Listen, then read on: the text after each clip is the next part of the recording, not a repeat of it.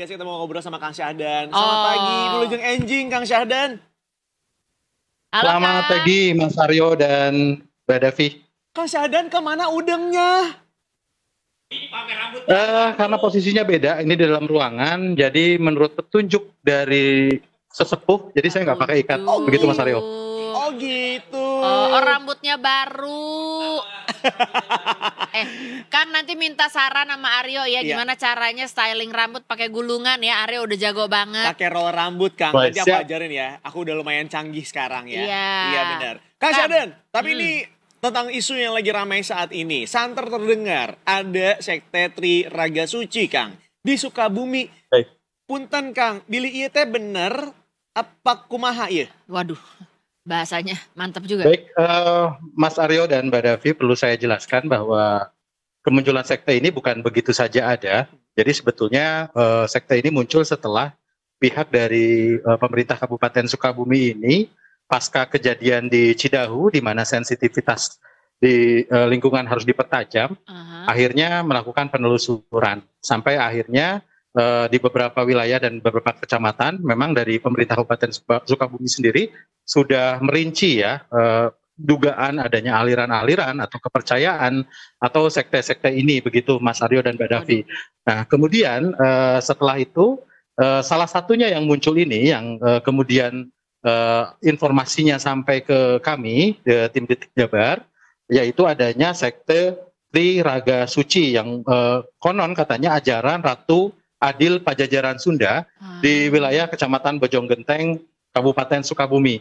Sedikit saya jelaskan bahwa aliran ini sebetulnya sudah terpantau sejak tahun 2006 oleh pihak pemerintah Kabupaten Sukabumi dan memang sejak awal tidak ditemukan adanya penyebaran ajaran tertentu ataupun adanya penyesatan atau apapun, hanya saja karena bentuk kepekaan kemudian dilakukan penelusuran.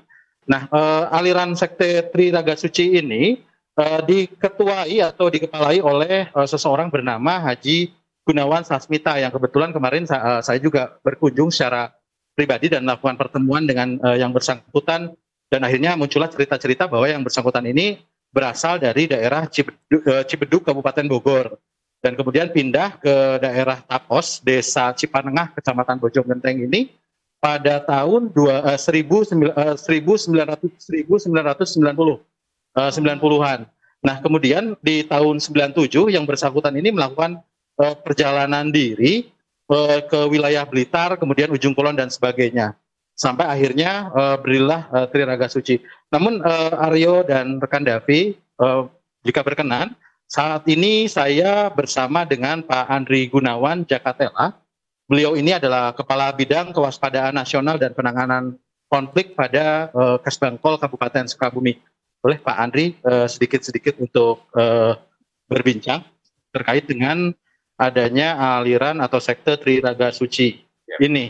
Nah, kalau boleh saya bertanya, kalau hasil pendalaman dari aparat Muspika, Desa, Polisi, dan TNI di lapangan, terkait aktivitas tersebut, benarkah tidak ditemukan indikasi adanya pengajian, tawasulan, atau perekrutan pengikut? Seperti apa, Pak Andri? Betul. Kita juga mengakui lah. Dulu memang ada sekte tersebut dan kami mulai pendalaman. Memang salah satunya tetap Pak Haji Gunawan itu memang tidak melaksanakan sholat Jumat, tapi itu kan keyakinan beliau. Kedua, masih ada simbol-simbol yang memang katanya sih keyakinan Pak Haji Gunawan. Yang ketiga, beliau itu masih dia tidak melakukan aktivitas sehari-harinya. Dia serabutan dengan masyarakat, berbaur dengan masih berbaur. Baik, Pak. Kalau menurut Kesbangpol Kabupaten Sukabumi sendiri, pelaku yang disebut Haji Gunawan ini hanya memajang spanduk, kemudian gambar-gambar, dan itu adalah keyakinan pribadi. Betul. Nah, bisa dijelaskan Pak makna dari simbol-simbol tersebut? Seperti apa sih penjelasan dari Pak Gunawan? Baik. Jadi menurut beliau, katanya ya, ini keyakinan beliau, simbol-simbol itu macam sila. Sila itu artinya berarti pemimpin.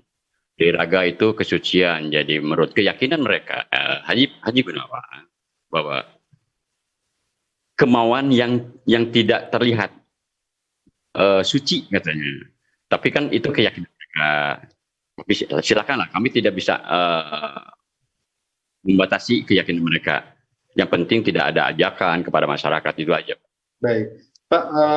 Kemudian dari tim Bakor Pakem ya, khususnya termasuk di dalamnya ada Kesbangpol, dan tim intelijen, apakah sudah turun ke lapangan untuk melakukan verifikasi ulang? Dan seperti apa proses dan jadwal pemantauan lanjutan ke lokasi, Pak?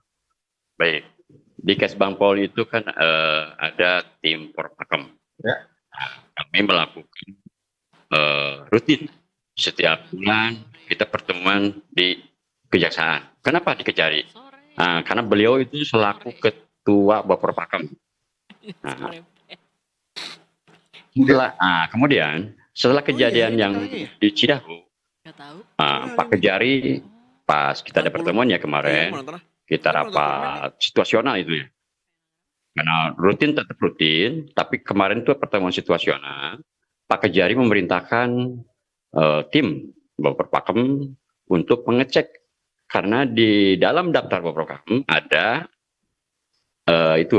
sekte tersebut, untuk dicek apakah masih ada atau tidak ada. Maka tim kami ke sana menelusuri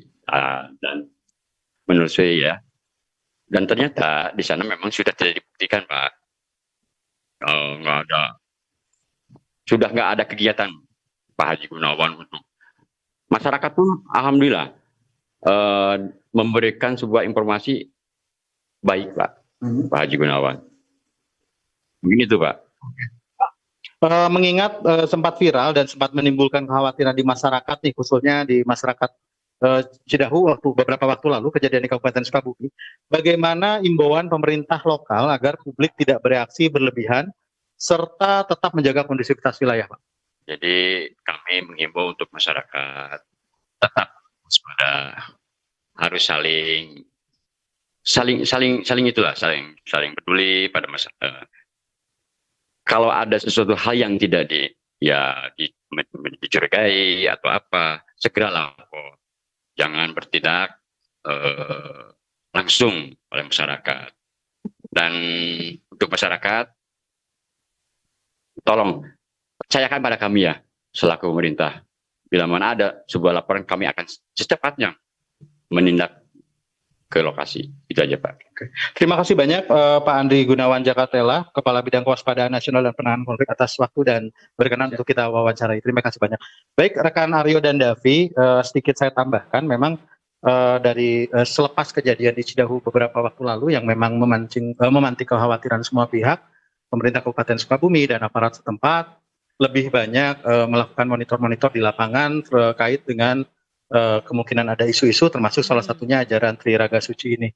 Begitu rekan Aryo dan Davi yang bisa kami kabarkan dari Kabupaten Sukabumi.